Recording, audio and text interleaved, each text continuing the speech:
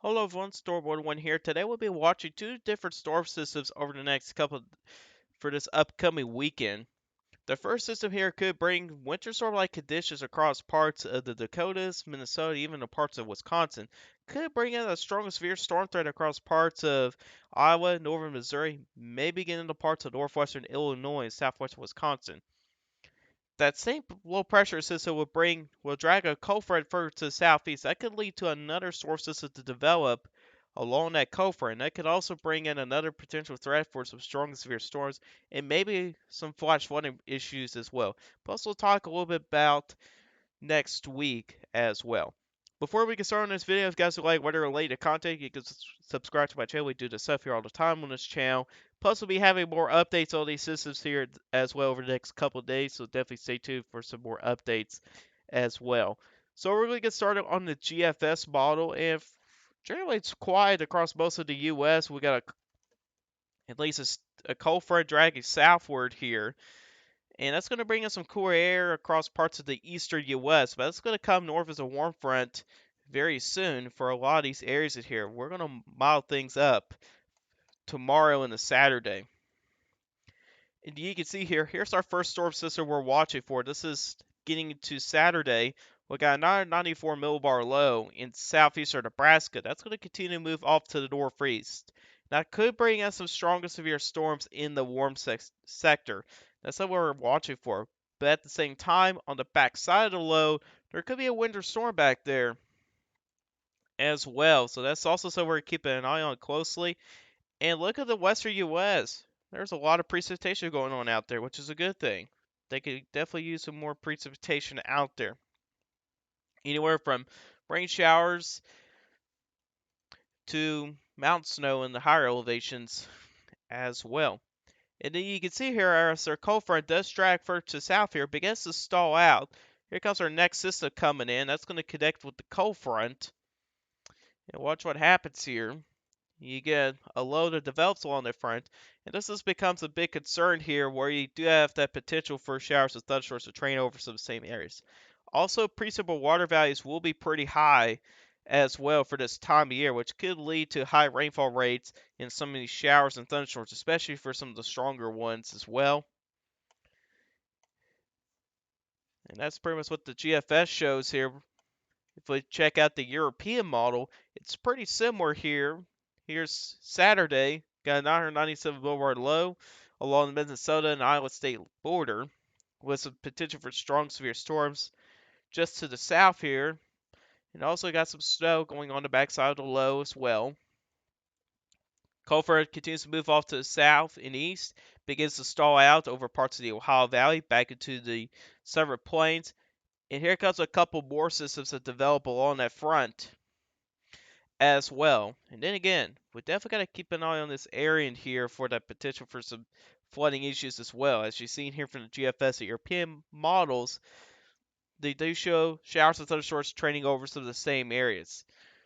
So that's also something we're keeping an eye on. Plus, there could be some severe weather in the warm sector as well. But let's first get started with the first system, which will be on Saturday. Beginning with the NAM model, got pretty similar placement here from all these models here. Similar strength here, so we actually do have a good agreement with that. But we're going to be a little bit more focused on what's going on in the warm sector. But at the same time, check out all that snow on the backside there. Some areas can see several inches of snow on the backside of the system as well. And this system here does move very quickly to the northeast as well. This is the storm prediction outlook here for day 3, which is Saturday. Got a slight risk for severe weather for most of Iowa. That also includes northern Missouri. Also for far southwestern Wisconsin as well, with a marginal risk for some of the surrounding areas as well. No significant risk out of this here. I think it's looking to be mainly a damage to wind event, but there might be an isolated QLCS tornado or two. But as that cold front does move south, though, there is another area to watch for the potential for some severe weather. There's a slight risk for severe weather for northeastern Texas, southeastern Oklahoma. That goes over to parts of central Arkansas, and it gets as far northeast as far western Tennessee and possibly into far southwestern Kentucky as well. Currently, no risk highlighted on Monday for the time being. It's currently predictably too low, but there may be a strong storm threat on Monday as well. But again, let's get more focused on the first day, which is Saturday. This is the NAM model. It's got quite a bit of instability going on in southeastern Arkansas or Nebraska. You would think it'd be a pretty good environment for severe weather, right? Not really. One thing you're really lacking is wind shear. Wind shear is going to be pretty weak early on, but as you kind of get deeper into the overnight hours, that's when the wind shear really begins to ramp up. It also's got some good lap rates out there as well. That's another thing to note, that there is going to be some good lap rates out there early on as well.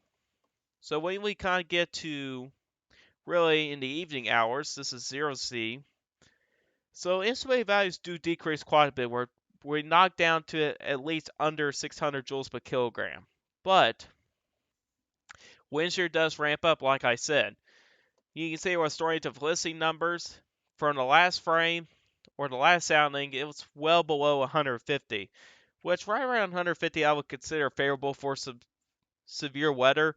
Now we're actually above 150, right around 200 with story to felicity values as well. So there is some good wind shear out there. But then again, your instability values do back off as well, right around 500. But that'll still be favorable for some strong and severe storms as well. You got a decent hodograph out there as well. You can see how those instability values do continue to move off to the northeast, but they do decrease quite a bit as you get deeper into the overnight hours. But there is a limiting factor out there, and that's dew point values. You can see our dew point values are not high. They're actually pretty low.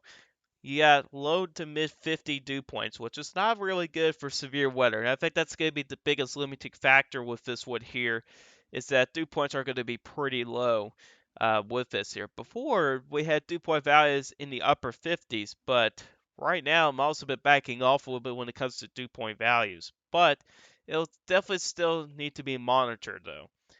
Any shower and storm along the front definitely still has the chance to produce some strong wind gusts. And there might be a low end risk for a QLCS tornado or a squall line tornado, put it in a simpler term. But I think we're just going to keep it as slight risk for now. I think we're going to maintain the slight risk. We'll definitely have to wait and see where trends go.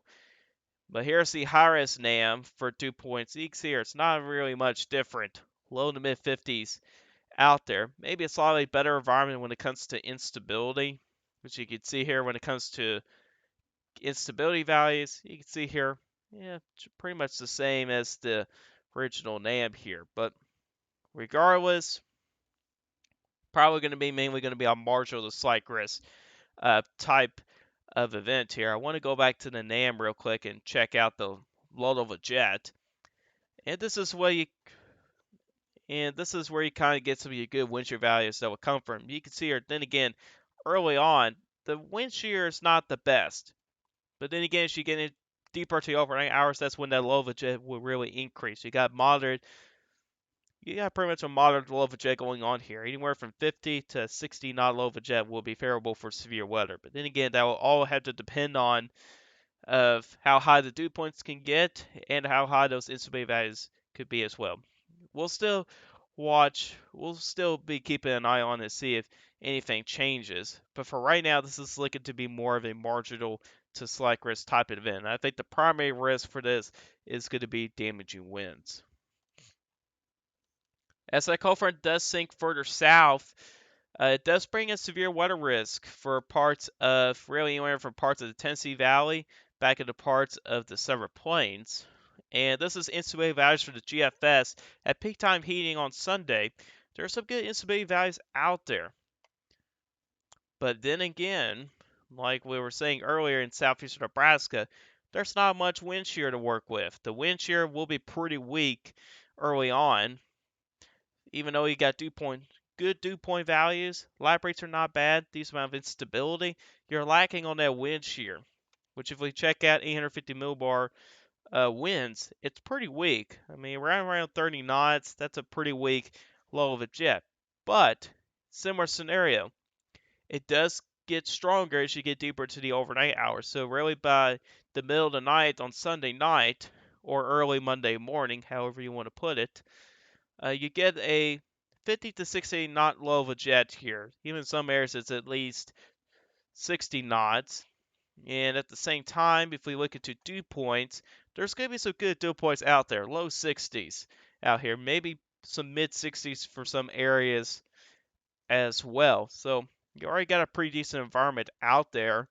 And when it comes to instability, boy, it really backs off, at least from the GFS standpoint. And medium range guidance doesn't do a good job when it comes to instability values. Honestly, I think it's going to be higher than what it shows here. But at the same time, though, if we look into similar reflectivity, there's a lot of shower thunderstorm activity out there. So that could be a limiting factor as well. You get widespread showers of thunderstorms. It's kind of a messy mode type of thing, and that can limit your severe weather potential as well. But for a time being, I think this is going to be another Marshall the Slacker type of event. But there is still plenty of time for changes. We're still a few days away from this event. This is the morning hours on Monday, and you can see there's still a messy mode out there as well. Widespread showers and storms, but still some decent good dew point values out there, and a good amount of wind shear. Pretty strong low of a jet when you get up into Kentucky as well. But also, then again, you're lacking on that instability a little bit. However, it does seem like it increases a little bit back in Central Arkansas. So let's get a sounding out there Monday morning. But as you kind of go through the Monday morning hours, though, that wind shear does back off. That's something that should be noted. And you can see here from the sound here, it's not really the best sounding you'll ever see here. Instability lacking a little bit, but there's still a decent amount of wind shear left. So there could still be a strong storm threat, out there Monday morning. And like I was saying here, well, let's kind of look into instability first. This is peak, about right around peak time heating on Monday. It's got some pretty good instability values out there. Widespread, 500 to 1,000 joules per kilogram. That's a pretty good amount of instability. But then again, when we look to wind shear, it's a little bit lower. It is a little bit stronger when you get up into parts of Tennessee and northern Alabama. But I still think, regardless, I think it'd still be limited with that wind shear. But then again, still plenty of time for changes. If we look into the dew point values, still pretty favorable. But I think for at least for Monday, there's still a strong thunderstorm risk, and there could be a couple severe storms out there, especially maybe in the parts of North Alabama, at least what's predicted by the GFS. But we'll keep an eye on Monday as well. Really, over the weekend into Monday, I think most of these days here is looking to be Marshall the slight risk type of days for severe weather, mostly isolated to scatter strong and severe storms type of deal here. But I think another threat we definitely need to keep an eye on is that flash flood risk potential. This is your rainfall totals from the GFS. And look at this up north, up in the parts of Indiana, Illinois, Missouri, Kentucky. Widespread 1 to 3 inches. Now, at least this is not happening like all in one day. Your first round could bring in a decent amount of rain. Still's got 1 to 2 inches. That's still a decent amount of rain out there. But here comes the secondary round, and also could bring maybe another inch or two of rain as well. So you end up with 2 to 4 inches of rain out there in a 2-day period. So there could be some flooding problems out there. But then again, still a little further out, some things can still change out there. But regardless here, with those high pre-solar water numbers, decent amount of wind shear, and even with a little bit of instability, you can still get some pretty efficient rainfall rates from showers and thunderstorms out there as well, especially for the stronger storms. If you get a strong storm, it could produce a lot of rain in a short period of time. So it's definitely something that we are going to need to monitor as well. Here's the European model back on the 0Z run from last night. You can see kind of a similar scenario here. It's a general 1 to 2 inches, but you do have isolated areas that kind of get to that 2 to 4 inch mark, or at least 2 to 3 inch mark anyway. But either way here, there could be a flood risk out there as well. We'll definitely have to keep an eye on parts of southern Indiana, southern Illinois, parts of Kentucky, and that could stretch back into parts of Arkansas and maybe including parts of southeastern Missouri or northwestern Tennessee as well. But it's definitely something we're going to need to keep an eye on over the next couple of days. Really, after this system here, things do quiet down for a couple of days, but there will be another storm system to watch here, maybe towards late week here. GFS got a low pressure system moving across southeast, going over some areas that actually do need some rain here. I know the Carolinas, parts of Georgia, and Florida could use some rain here, but look what happens after this system here. Next weekend, yeah, you kind of get back towards a colder pattern. Now, it is far out, so it could still change. However, there is a pretty good agreement from the ensembles. GFS ensembles, European ensembles do have a pretty good agreement that we could trend towards more of a wintry type of pattern, getting a little bit deeper into mid-March timeframe, which I did mention that back on my March forecast, where there's been a signal that we could get back to a colder pattern. It's a good reminder that winter's not over yet, and some of us could still see winter weather-like conditions in March. It's still pretty normal. But man, that is a serious cold blast there for the GFS. That'd be well below normal temperatures for several areas across parts of the central and eastern U.S. as well. But then again, it's 10 days out. It could still change. If we look into some other model guidance like the European model, it's also pretty similar with a colder type of pattern as well. It's also got that same low pressure system towards somewhere in between the 7 to 10 day time frame. You get a strong low that moves across the Midwest, brings in a strong cold front, brings in a major blast of cold air on the backside of it, and then it tries to show up with a low pressure system along the front, which who knows if that'll happen or not since that is 10 days out. But regardless, what they all show in common here is a major blast of cold air for parts of the central and eastern U.S. That's a pretty ridiculous run if I could be honest with you. How that's going to happen. But checking out the Canadian model, then again, it would be very similar here. I think it's going to be a pretty chilly pattern midweek next week for a lot of areas. But then again, late next week does get a little bit interesting. And as you can see here, the K model is not as strong with the cold air, but regardless, all models do show some type of cold blast sometime late next week. It'll definitely be something to keep an eye on, but it is a good reminder that winter is not over yet. So definitely enjoy the milder weather while you can here if you do live in the parts of the central and eastern U.S. But anyways, guys, this is all for you guys today. Hope you guys enjoyed this video. Guys, like this video, hit the like button. If you do like my channel, hit the subscribe button, hit the bell notifications and never miss an upload. If you guys have questions about this, put the comment section down below. I answer you guys questions, and I'll see you guys in the next video. Goodbye and have a good day.